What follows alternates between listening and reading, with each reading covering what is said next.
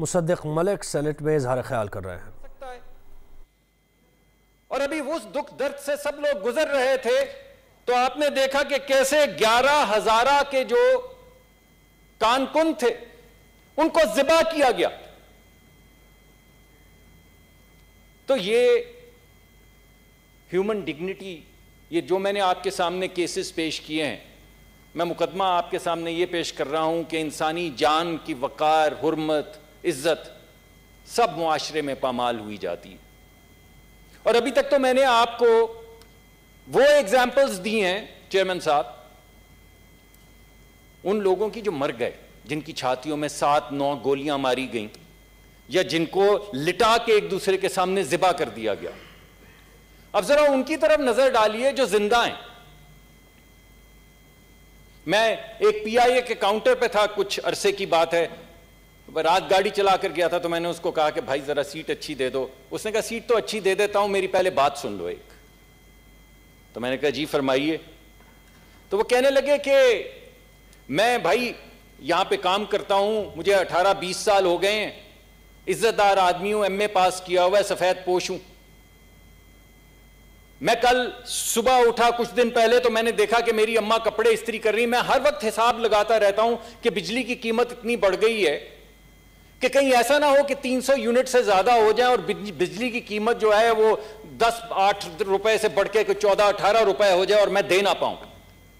تو میں بھاگا گیا، مہینے کا آخر تھا، وہ بالکل وہ 280-90 یونٹ ہو چکے تھے۔ میں نے اپنی اماں کا ہاتھ پکڑ لیا اور میں نے اماں سے کہا کہ اماں مجھے کپڑے دے دو، ابا کے کپڑے وہ استری کر رہی تھی، میں بازار سے کروا لاتا ہوں کیونکہ ہمارا بل بڑھ جائے گا۔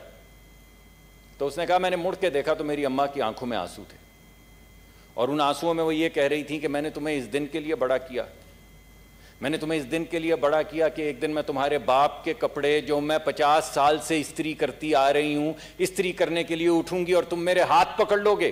اس دن کے لیے ہم نے تمہیں بڑا کیا، اس دن کے لیے ہم نے خود گیلی جگہ پہ تمہارے پیشاب کی ہوئی جگہ کے اوپر سوئے اور تمہیں سوکھی جگہ پہ سلایا کہ ایک دن تم ہمارا ہاتھ پکڑو گے۔ تو اس ماں کی آنسوؤں میں جو بے حرمتی تھی زندگی کی، اور اس بچے کے چہرے کے اوپر جو لاچاری ہوگی جو 300 یونٹ کی تکرار میں پڑا ہوا تھا، یہ مقدمہ بھی میں آپ کے سامنے رکھنا چاہتا ہوں کہ اگر آپ بجلی کا بل دیتے ہیں تو بچوں کی فیس نہیں بھر پاتے، آپ بچوں کی فیس دینے کے لیے نکلتے ہیں تو 3 وقت کا کھانا نہیں دے پاتے، آپ 3 وقت کا کھانا دینے کی کوشش کرتے ہیں تو ماں باپ کی دوا جو 500-550% بڑھ چکی ہے وہ گھر نہیں لا پاتے، اور اگر کوئی خدا نخواستہ بیمار ہو جائے اور اس کو ڈائلسس کی ضرورت پڑے تو وہ ڈائلسس جو مفت ہوا کرتا تھا یا 1000 روپے میں ہوتا تھا اب وہ 10-12 ہزار میں ہوتا ہے، تو جو 20-30 ہزار روپے کماتا ہے وہ مر جائے، وہ اپنے ماں باپ کو لے کر کہاں جائے؟ 3 مرتبہ 4 مرتبہ کیسے ڈائلسس کروائے؟ تو میں نے آپ کو جو بے حرمتی مرنے والوں کی ہو رہی ہے وہ بھی سنا دی، اور جو بے حرمتی زندہ لوگوں کی ہے وہ بھی سنا دی۔ تو 2020 میں ہم نے حرمت کھو دی، انسانی وقار کھو دیا انسانی زندگی کا۔ اور اگر کسی نے آواز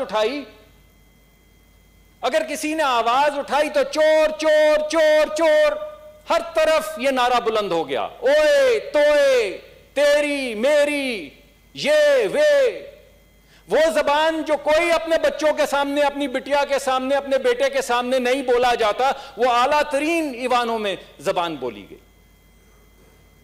وہ زبان جو محلے کے گنڈے نہیں بولتے، وہ زبان ہمارے اعلیٰ ترین لیڈران جو ہیں وہ بولتے رہے، صرف اس وجہ سے کہ یہ آواز نہ اٹھاؤ، یہ ذکر نہ کرو، چاہے مہنگائی کا ہو، چاہے انسانی حرمت کا ہو، انسانی زندگی کا ہو، انسانی وقار کا ہو، اس آواز کو کسی طریقے سے بند کر دیا جائے۔ تو جو انسانی وقار تو گیا، جو ہمارے ہاتھ تھوڑی ڈیسنسی تھی، جو رواداری تھی، جو تہذیب تھی، وہ بھی ہمارے ہاتھ سے جاتی رہی۔ اور چیئرمین صاحب اگر کسی نے بہت شور مچایا کہ نہیں نہیں بھائی چور چور کو چھوڑو، اس کی بات تو کرو، ہمیں جیلوں میں ڈال دو، جو مرضی کرو، مگر اس کی بات تو کرو، غربت کی بات کرو، افلاس کی بات کرو۔ جب کسی نے بہت شور ڈالا تو کیا ہوا؟ نواز شریف جیل، شہباز شریف جیل، حمزہ جیل، مریم 2 مرتبہ jail, Shahid Khaqan Abbasi jail, Ahsan Iqbal jail, خواجہ آصف جیل، خواجہ سعد رفیق جیل، خواجہ سلمان رفیق جیل، میرا دوست مفتاح اسماعیل جیل، خورشید صاحب جیل، زرداری صاحب جیل، ان کی بہن جیل، ہسپتالوں سے گھسیٹ کے رات کی تاریکی کے اندر لے کر گئے جیل میں ڈالنے کے لیے، صرف تذلیل کرنے کو، دن کی روشنی میں بھی لے جا سکتے تھے، اور بہت سے نام ہیں جو رہ گئے جن کے لیے میں معافی چاہتا ہوں۔ لیکن یہ تھی قیمت جو ادا کرنی پڑی لوگوں کو شور مچانے پہ، کہ شور نہیں، خاموشی، خاموشی۔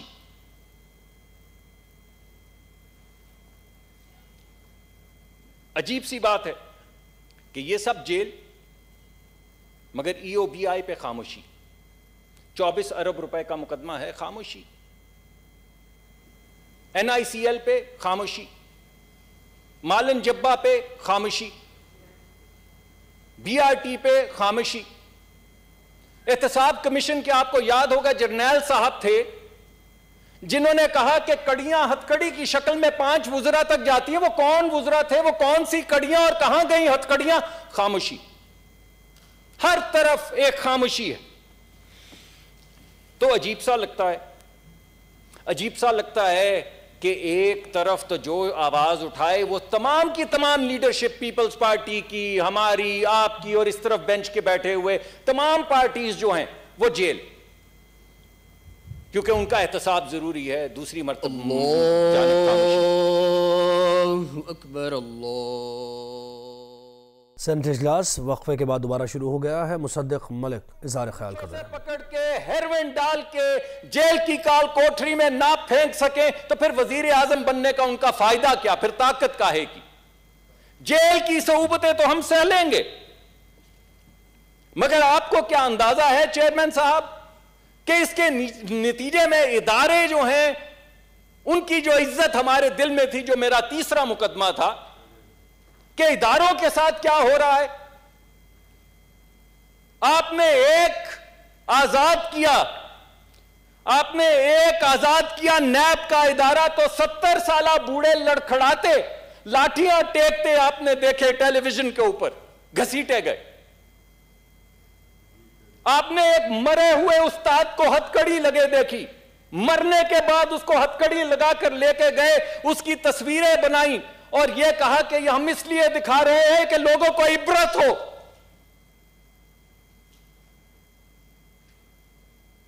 آپ نے نیب میں لوگوں کو خود بلا کے پتھراؤ کیا ان کی گاڑی پہ پولیس کے ذریعے۔ یہ ایک ادارہ آزاد کرنے کی وجہ کا نتیجہ ہے۔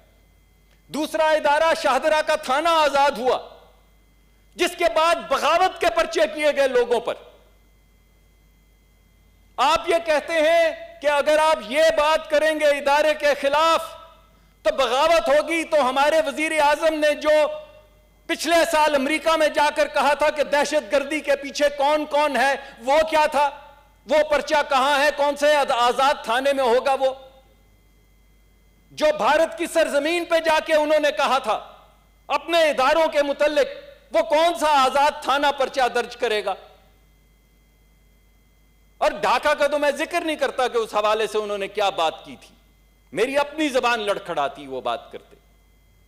تو یہ کیسے ہو سکتا ہے کہ ایک ہی بات آپ کریں تو وفادار اور ہم کریں تو غدار؟ آپ مجھے بتائیے کہ اداروں کا کیا وقار رہ جائے گا؟ وہ کون سا ادارہ ہے جس پہ ہمیں اعتماد رہ جائے گا کہ ہاں یہاں سے ہمیں انصاف ملے گا؟ ملک صاحب پلیز آپ وائنڈ اپ کریں، دوسرے بھائیوں نے بھی بولنا ہے۔ جی میں ختم کیے دیتا ہوں۔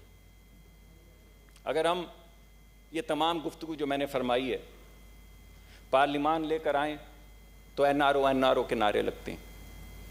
اسپیکر صاحب کو کہا میٹنگ بلائیے، پرائم منسٹر صاحب نے اسی دن صبح تقریر کی کہ یہ میٹنگ نہیں ہے، این آر او مانگنے آ رہے ہیں۔ یعنی اگر ہمیں این آر او نہیں چاہیے تو ہم نہ پارلیمان میں آئیں نہ ان سے گفتگو کریں۔ نہ پارلیمان کی وقت رہی، عزت رہی، نہ اس پہ اعتماد رہا، نہ پولیس پہ اعتماد رہا، نہ نیب پہ اعتماد رہا، اور نہ کسی اور ادارے پہ اعتماد رہا۔ تو سب کچھ کھو گیا۔ یعنی انسانی وقار گیا، human dignity, human decency, basic decency, یعنی ہمارا رکھ رکھاؤ، ہماری تہذیب، ہمارا ایک دوسرے سے بات کرنے کا انداز گیا۔